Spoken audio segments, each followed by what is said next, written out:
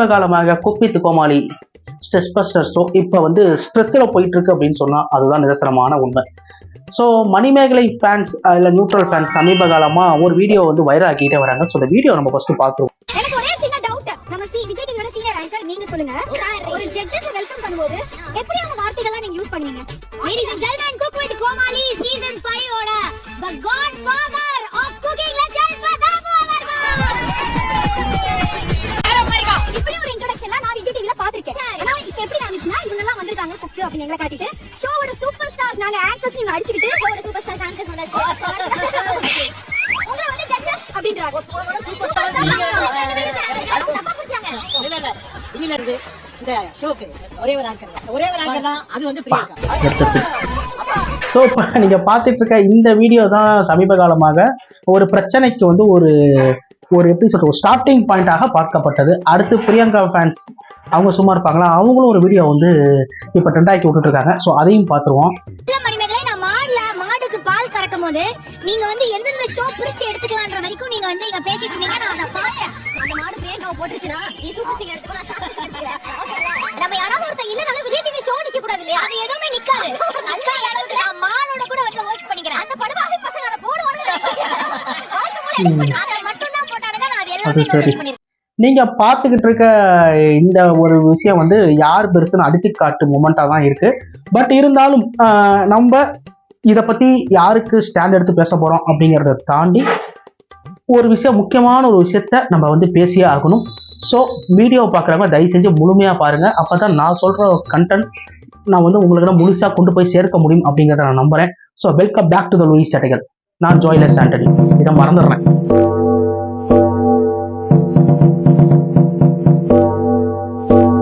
ஸ்டார்டிங்லேயே சொல்லிடுறேன், நான் குக் வித் கோமாளி ஷோஸ் இது வந்து நான் ஒரு எபிசோட் கூட பார்த்ததே கிடையாது. பட் எதையுமே தெரியாம நம்மளும் பேசவும் முடியாது. இன்டர்நெட்டை தொட்டுட்டோம், யூடியூப்பை தொட்டுட்டோம் அப்படின்னா பல யூடியூப் சேனல்ஸ் வந்து இந்த குக் வித் கோமாளியோட மணிமேகலை இஷ்யூஸ் விஎஸ் பிரியங்கா இந்த இஷ்யூஸை தான் வந்து பேசிக்கிட்டே இருக்காங்க. பட் இதெல்லாம் ஓகே. பட் நான் வந்து பேசி முடிச்சுட்டு இன்னொரு மெயினான ஒரு கண்டென்ட்டுக்குள்ள நான் போகணும்னு ஆசைப்படுறேன். ஸோ பிரியங்கா தரப்புல என்ன சொல்றாங்க அப்படின்னா, பிரியங்கா வந்து ஒரு மிகப்பெரிய ஒரு லீடிங் ஆங்கர். ஸோ அவங்க இப்படி மாறதுக்கான ரீசன்ஸ் என்னன்னா, ரெண்டாவது பார்த்தோம் பார்த்தீங்களா, மணிமேகலையே வந்து உள்ள வந்து எல்லா ஷோஸையும் வந்து ஆங்கர் பண்றதா வந்து பேசிக்கிட்டு இருக்காங்க. இது பிடிக்காத பிரியங்கா வந்து அவங்களுக்கு ஸ்கெட்ச் போட்டு தூக்கி இருக்கதா ஒரு நியூஸ் ஒன்று வருகிறது. இன்னொரு சைடு வந்து மணிமேகலை. ஸோ மணிமேகலை சைட்ல இருந்து பார்த்தோம் அப்படின்னா, தன்மானம் முக்கியம், என்னன்னா முழுசா ஆங்கர் பண்ண விட மாட்டாங்க. இந்த மாதிரி வந்து பல பிரச்சனைகள் இருக்கு. பிரியங்காவும் அவங்களோட ஒரு 4-5 பேர் வந்து சேர்ந்துக்கிட்டு டாமினேட் பண்றது வந்து என்னோட பொழப்பா வந்து கெடுக்கிற மாதிரி இருக்கு அப்படிங்கிற மாதிரி அவங்க வீடியோஸ் போஸ்ட் பண்ணிட்டு இருக்க விஷயமா இருக்கட்டும். ஸோ இந்த மாதிரி வந்து பேச்சுக்களும் அடிப்படுகிறது. ஸோ இவங்க 2 பேர்த்தோட பாயிண்ட் ஆஃப் வியூல நம்ம முழுசா எதுவுமே நமக்கு தெரியாது. இப்போ லீக்கட் ஆடியோன்னு சொல்லிட்டு ஒன்று வந்திருக்கு. ஸோ பிரியங்கா மணிமேகலையோட ஃபோன் கால் கன்வர்சேஷன் சம்திங் நினைக்கிறேன், இதுவாக இருக்கட்டும். ஸோ இதெல்லாம் பார்க்குறப்ப இதுக்குள்ள நான் போகிறதுக்கு முன்னாடி எனக்கு ஒரே ஒரு 4 வார்த்தை கால வந்துச்சு. ஒன்று நெப்போட்டிசம், குரூப்பிசம், டாமினேட்டு, அதே மாதிரி இந்த சீனியர்ல இருக்கிற அதான் அந்த ஆட்கள் groupism, racism, something like that. இதெல்லாம் நம்ம வந்து பேச போறோம். ஏற்கனவே வந்து இப்போ ஒரு பரவலா ஒரு செய்தி ஒன்று வந்துகிட்டு இருக்கு. பட் அது எந்த அளவுக்குன்னு தெரியல, ஒரு கான்ஸ்பிரசி தியரா இருக்கலாம். பொதுவாக ஒரு கமர்ஷியல் பேக்கேஜில் உள்ள ஒரு சேனலாக இருக்கட்டும், ஒரு என்டர்டைன்மெண்ட் ஷோக்கு இணையா விஜய் டிவிக்கு இணையா ஜி தமிழ் இருக்கு. ஸோ வந்து மணிமேகலை வந்து ஜி தமிழ் வந்து கூப்பிடுவதாக ஒரு தகவல் வந்துட்டு இருக்கு. பட் அந்த எந்த அளவுக்கு உண்மைன்னு தெரியாது, நானும் நம்பல. பட் ஒரு நியூஸாக ஒரு பரவலாக கேட்கப்பட்ட ஒரு செய்தி. மேபி வாய்ப்பு இருக்கு. ஏன்னா விஜய் டிவியில் வந்து ஒரு ஆங்கராக இருக்கிறப்ப நக்ஷத்ரா நாகேஷ் நினைக்கிறேன், அவங்க வந்து என்ன பண்ணாங்க அப்படின்னு பார்த்தீங்கன்னா, விஜய் டிவியில் ஒரு ஃபைட் பண்ணுவாங்க. இப்போ அந்த யூடியூப்ல சர்ச் பண்ண கூட அந்த வீடியோஸ் வர மாட்டேங்குது. அதுக்கப்புறம் ஜாயின் பண்ணது எங்கன்னு பார்த்தீங்கன்னா, சன் டிவியில் வந்து அவங்க வந்து ஜாயின் பண்ணி ஒரு ஆங்கராக வந்து வளம் வந்தாங்க. திருப்பி அவங்க விஜய் டிவிக்கு வந்தாங்கன்னு நினைக்கிறேன். நான் சரியாக ஃபாலோ பண்ணுறதில்ல, மேபி உங்களுக்கு தெரிஞ்ச எனக்கு கமெண்ட் செக்ஷனில் கமெண்ட் பண்ணுங்க. பட் இந்த பிரியங்கா, இந்த மணிமேகலை, இந்த இஷ்யூஸில் வந்து நான் ஒரே ஒரு விஷயம் மட்டும் தான் நோட் பண்ணேன். என்னன்னு கேட்குறீங்களா? வேற ஒன்றுமே கிடையாது. இப்போ ஒருவேளை நான் வந்து இப்பவும் சொல்றேன், யாருக்கும் சப்போர்ட் கிடையாது. ஒருவேளை இப்ப இவங்க வந்து பிரியங்கா வந்து ரொம்ப டாமினேட் பண்றவங்களா இருக்காங்கன்னு வச்சுப்போமே, எனக்கு தெரியல. இப்ப அவங்க கிட்ட இருந்து வெளியில வந்த மணிமேகலை ஒரு ஃபேமான ஒரு ஆள். ஸோ அவங்களுக்கு வந்து மற்ற சேனல்ஸ் வாய்ப்பு கொடுக்கலாம், ஓகேவா? அவங்களுக்கு பிடிக்கலான்னு அந்த இடத்த விட்டு வெளியில வரலாம்.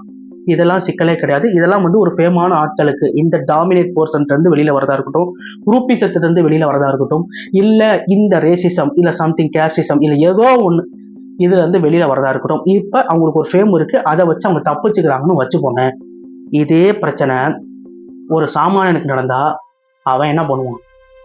அப்ப இந்த டாபிக்கை நம்ம நவுத்துறதுதான் முறை. இப்ப ஜஸ்ட் நம்ம கண்ணு முன்னாடி ஒரு மீடியா பர்சன்ஸ் 2 பேர் அடிச்சுக்கிறாங்க, நம்ம அதை பத்தி பேசுறோம், ஓகே. ஆனா எத்தனையோ தெரியாத இன்சிடென்ட்னு ஒண்ணு இருக்குல்ல, அதை பத்தி தான் அந்த வீடியோல நான் பேசலான் இருக்கேன். மொட்டை தலைக்கு முழங்காலுக்கு முடிச்சு போறீங்கன்னு நீங்க கேட்டீங்கன்னா கண்டிப்பாக அதுதான் உண்மை. இந்த ஏரியில எப்படா இவங்கெல்லாம் இவ்வளவு பில்டிங் கட்டாங்கன்னு தோணல இல்ல? அப்ப இதுவும் தோணக்கூடாது. என்னடா ஏரியில வீடு கட்டுறதுக்கும் இந்த கதைக்கும் சம்மந்தம் இருக்கானா? இருக்கு. அது எப்படின்னா, அதான் மொட்டத்தலைக்கும் முழங்காலுக்கும் முடிச்சு போடுறது. அதாகப்பட்டது பெருமக்களே, உங்களுக்கு மொட்டத்தலை புரிஞ்சா மொட்டத்தலை, முழங்கால் புரிஞ்சா முழங்கால். நம்ம கண்ணுக்கு தெரியாத எத்தனையோ சகோதரர்கள் சகோதரிகள் நெப்போட்டிசத்தினால, இல்ல ரேசிசத்தினால, கேசிசம்னால, இல்ல ஏதோ சம்திங் குரூப் பேசத்தினால அவங்களோட தகுதிகள் திறமைகள் ஒழிக்கப்பட்டோ இல்ல அந்த இடத்துக்குள்ள முடக்கப்பட்டோ இருப்பாங்க. அவங்களுக்காக தான் இந்த வீடியோ. பிரச்சனையை சந்திச்சுட்டு இருக்க எத்தனையோ பேர் தான் வந்து ஒரு நல்ல ஸ்கில் வச்சுக்கிட்டு இருப்பானுங்க. அந்த ஸ்கில் வச்சுட்டு இருக்கவங்க சீனியர் வந்து பாத்தீங்க அப்படின்னா கண்டிப்பா வந்து மதிக்க மாட்டார். சீனியர் மதிக்க மாட்டார். ஆனா இவங்க ஸ்கில் வந்து அப்படியே ஒதுக்கப்பட்டிருக்கும். இவங்க நிறைய பேர்த்தால ஒதுக்கப்பட்டிருப்பாங்க. இடத்த நகர முடியாது. மணிமேகலைக்கெல்லாம் வந்து இப்ப நவுந்துட்டாங்க, இவங்களால நகர முடியாது. ஸோ இதுதான் ஒழிக்கப்பட வேண்டும். பாலிவுட் நடிகர் ராஜ்புட் தோனியோட கேரக்டர் பண்ணோன்னா தோனி ஃபேன்ஸால கொண்டாடப்பட்ட ஒரு நடிகர். இத்தனைக்கு அவர் வந்து ஒரு டெலிவிஷன் நடிகர். ஸோ அவர் அங்கே வந்து சீரியல்ஸாக இருக்கட்டும், அங்கேருந்து கன்வெர்ட் ஆகி நம்ம சிவகார்த்திகன் மாதிரி வந்து கன்வெர்ட் ஆகி ஒரு மிகப்பெரிய ஒரு ஸ்டேஜில் ஏறினா பல நடிகர்களால் அவமானப்படுத்தப்பட்டாங்க. அப்படி இருக்கும்போது கிட்டத்தட்ட அவர்கிட்ட ஒரு 30 சிம் இருக்கு, 40 சிம் இருக்கு. அந்த அளவுக்கு அவர் வந்து நம்பர் எல்லாம் சேஞ்ச் பண்ணியிருக்காரு. அவர் கடைசி நாட்டெல்லாம் பார்த்தீங்கன்னா தலைவலியான கான்செப்ட். நெப்போட்டிசத்தினால பாதிக்கப்பட்டு இறந்த ஒருவர் தான் இந்த சுஷாந்த் சிங் ராஜ்புட்.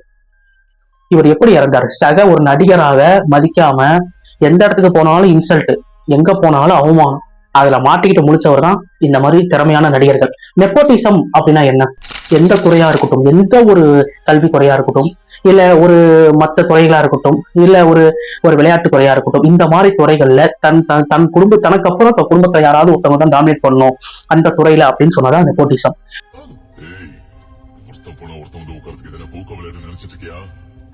எங்க பொண்ணுங்க தலைமுறையா கட்டி வச்சதை காப்பாத்துறதுக்காக தான் எங்க எல்லாரையும் பெத்து போட்டிருக்கானுங்க.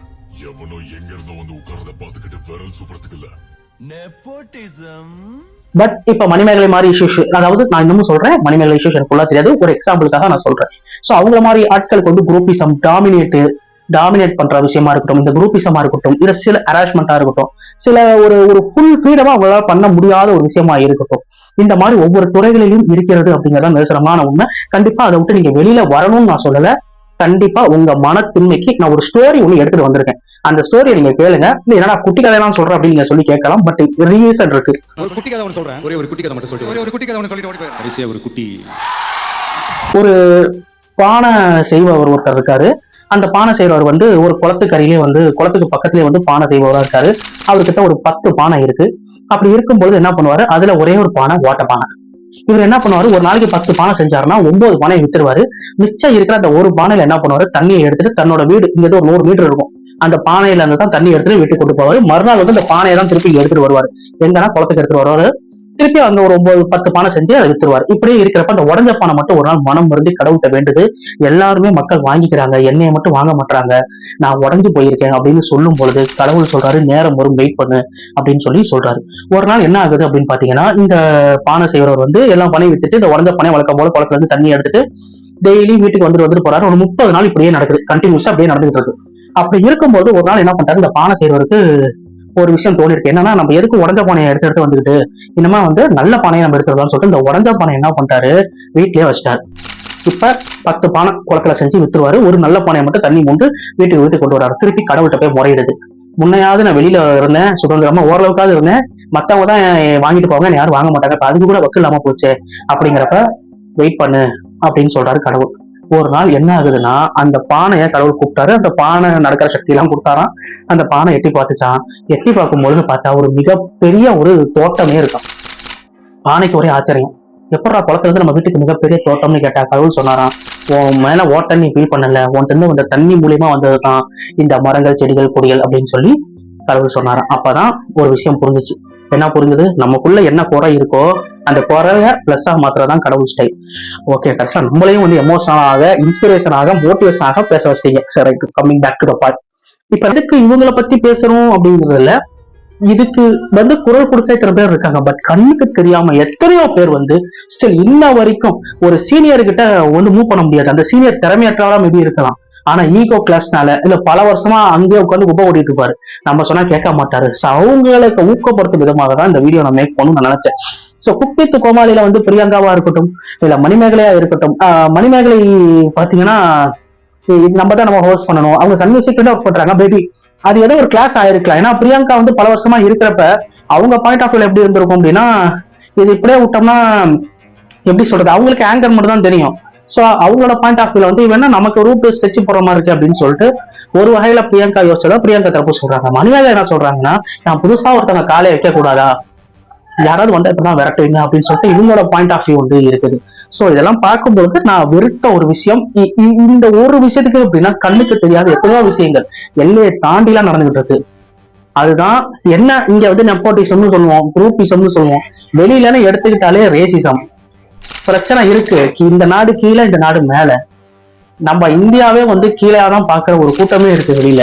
சோ இதெல்லாம் பார்க்கும் பொழுது நம்ம கண்டுகொள்ள வேண்டிய விஷயங்கள், இதை தாண்டி இதுல இருந்து வர இந்த 4 வார்த்தை இருக்கு பாத்தீங்களா, குரூப்பிசம், ரேசிசம், ரிலிஜியசிசம், கேசிசம், இதெல்லாம் மேற்கோள் காமிச்சு நான் வெளியில இருந்து ஒரு மிகப்பெரிய இந்தியாங்கிற ஒரு நாட்டுக்குள்ள இந்தியாவை தாண்டி உலகத்துல என்ன பிரச்சனை இருக்கோ அதை தான் என்னால பேச முடியுது. சோ பிரியங்கா கெட்டவங்க, மணிமேகலை நல்லவன்னு நான் சொல்ல வரல, அது வேற கதை, இது வேற கதை. நாளை சொல்ல முடியாத கதைகளும் இருக்கு.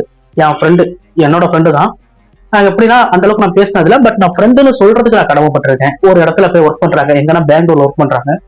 ஆள் வந்து பாத்தீங்கன்னா லீனா இருப்பாங்க. அவங்க என்ன சொல்லியிருக்காங்க அப்படின்னு பாத்தீங்கன்னா, அங்க இருக்கிற பெண்கள் ஒரு மேன்ஷன்ல தங்கிட்டு இருக்கப்ப, அங்க இருக்க ஒரு பிஜில தங்கிட்டு இருக்கப்ப அங்க இருக்க பெண்கள் அந்த பொண்ணை வந்து போனோம்னு கூப்பிட்டுருக்காங்க.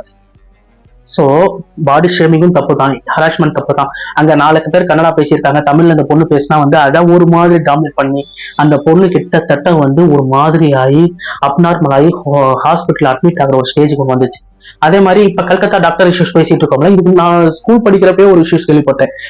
என்ன அப்படின்னு பாத்தீங்கன்னா, ஒரு தமிழ் பொண்ணு, அந்த பொண்ணு வந்து டாக்டர் படிக்கிறதுக்காக டெல்லி போறாங்க. டெல்லி போறப்ப அங்க இருக்கிற ஹிந்தி பெண்கள் உன் ட்ரெஸ்ஸை கழட்டு, உன் அதை கழட்டு, இதை கழட்டு அப்படின்னு சொல்லி அந்த பொண்ணை ஒரு மாதிரி ஹராஸ்மெண்ட் பண்ணியிருக்காங்க. சோ நம்ம பேச வேண்டிய விஷயம்னு ஒண்ணு இருக்குல்ல. இப்ப இந்த குப்பித்து கோமால லைட்டா தன்மானம் முக்கியம்னு சொல்லிட்டு வர மணிமேகலையா இருக்கட்டும், இவங்களுக்கு ஒரு ஃபேம் இருக்கு, இவங்களுக்கு ஒரு ஒரு ஒரு ப்ரோக்ராம் இருக்கு. இப்ப ஜி தமிழ்னு எடுத்துக்கோங்களேன், இதை போட்டியா வச்சு கூட மேபி எடுக்கலாம். எப்படி அர்ச்சனா வந்து ஜி தமிழ்ல தான் இருந்தாங்க, அவங்க விஜய் டிவி கூப்பிட்டாங்க, இன்னும் கொஞ்சம் ஃபேம் கிடைக்கும். ஜி தமிழ் அர்ச்சனாவை வந்து பிக் பாஸ் வந்து தூக்கிருச்சு, அவங்க கலந்துக்க போறாங்கன்னா அவங்களுக்கு எக்ஸ்ட்ரா ஃபேம், ஸோ அவங்களுக்கு எக்ஸ்ட்ரா ஒரு பாப்புலாரிட்டி அந்த ஷோவுக்கு. ஸோ நம்ம சீரியஸா பார்க்க வேண்டிய கண்டென்ட்ஸ் அப்படின்னு சொல்றதுக்கு இங்க நிறைய இருக்கு. இந்த வார்த்தை ரொம்ப பயங்கரமான டேஞ்சரான ஒரு வார்த்தை. கடைசி அந்த பொண்ணு இப்ப கேஸ் மேட்டர், அந்த பொண்ணு இறந்து போயிட்டாங்க. நீங்க கல்கத்தா டாக்டர் செத்து போனதெல்லாம் வந்து இப்ப உள்ள நியூஸ். நான் சொல்றது 20 வருஷத்துக்கு முன்னாடியே நான் கேட்ட ஒரு கதை. ஒரு பையனை ரேகிங் பண்ணி அந்த பையன் தூக்குமாட்டி செத்து போன கதையெல்லாம் இருக்கு. எத்தனை கதைகள் சீரியஸான கண்டென்ட். இந்த ஹராஸ்மெண்ட், இந்த குரூப்பிசம், இந்த ரேசிசம், இது எங்க போய் முடியும் அப்படின்னா, இது வந்து ஒரு சீரியஸான ஒரு ஃபேக்டர், ஒரு சீரியஸான செக்மெண்ட் இது ஆக்சுவலா. சோ தயவு செஞ்சு சொல்றேன், நம்மள யாராவது, உங்கள ஒருத்தவங்க யாராவது ஒருத்தவங்க இந்த மாதிரி பிரச்சனையை ஃபேஸ் பண்ணீங்கன்னா கண்டிப்பா நீங்க தைரியமா இருங்க, நீங்க ஸ்ட்ராங்கா இருங்க. சோ இந்த குக் வித் கோமாளி அப்படிங்கிறப்ப ஒரு ஷோஸ் கூட நான் பார்த்தது இல்லை அப்படிங்கிறப்ப, அப்படி எல்லாரும் வீடியோ பண்றாங்கிறதுக்காக கூட நான் பண்ணல. அதுல உள்ள அந்த வார்த்தையோட பவர்னு ஒண்ணு இருக்குல்ல. சவுத் ஆப்பிரிக்கால இன்னும் ரேசிசம்னு ஒண்ணு நடந்துச்சு இல்ல, எத்தனை நாடுகள். சில பேர் களிமண் சுட்டு சாப்பிட்ட கதையெல்லாம் இருக்கு. ஒரு நாட்டுல உள்ள மக்கள் பசிக்குதுங்கிறதுனால களிமண்ணை சுட்டு சாப்பிட்டாங்களாம். இத்தனை இருக்கு ரேசிசம் காரணமா. சோ இங்க குரூப்பிசம், இங்க வேற ஒரு லுக்கு லுசுகிசம் எல்லாம் இருந்துச்சுன்னா, வெளியில மிகப்பெரிய ரேசிசம்ங்கிற ஒரு அருவருப்பான ஒரு வார்த்தை ஒண்ணு இருக்கு. அதெல்லாம் ஒழிச்சு கட்டணுங்கிறதான் இந்த லூயிஸ் சேட்டைகளோட, ஜோயலஸ் சாண்டனோட நோக்கம். சோ ஹோப் எனிவேஸ் நான் சொல்ற விஷயம் உங்களுக்கு புரிஞ்சிருக்குன்னு நினைக்கிறேன். ஏன் மொட்டை தலைக்கு முழங்காலுக்கு முடிச்சு போட்டேன்னா இதுதான் கதை. சோ இவங்க இது வெஸ்டர்ன் இஷ்யூஸ் தான். இவங்க சேராம இருக்கலாம், சேரலாம், எது பண்ணாலும் டிஆர்பி தான். சோ மணிமேகலை அவர்கள் ஒருவேளை அவங்க நியாயமா இருந்தா அவங்க ஜெயிக்கட்டும், பிரியங்கா அவர்கள் ஒருவேளை நியாயமா இருந்தா அவங்களும் ஜெயிக்கட்டும், யாரோ ஜெயிச்சுட்டு போறாங்க. ஆனா பட் அதுக்குள்ள அந்த வார்த்தையே நம் சகோதர சகோதரர்கள், அன்றாட காட்சிகள், தினக்கூலிகள், இவங்க அந்த மாதிரி பிரச்சனையை ஃபேஸ் பண்றீங்கன்னா கண்டிப்பா இன்னமும் ஸ்டில் சொல்றேன், உங்களுக்கு நல்ல செய்தி தான் வரும். நீங்க ஸ்ட்ராங்கா இருங்க, உங்களை நீங்க நம்புங்க, எல்லாம் நன்மைக்கு, எல்லாம் நல்லபடியாக முடியும். ஸோ ஹோப் எனிவேஸ் இந்த வீடியோ உங்களுக்கு பிடிச்சிருந்தா லைக் பண்ணுங்க, ஷேர் பண்ணுங்க அண்ட் சப்ஸ்கிரைப் பண்ணுங்க அண்ட் கூட இருக்க பெல் ஐக்கானையும் பிரஸ் பண்ணுங்க. Thank you and love you all.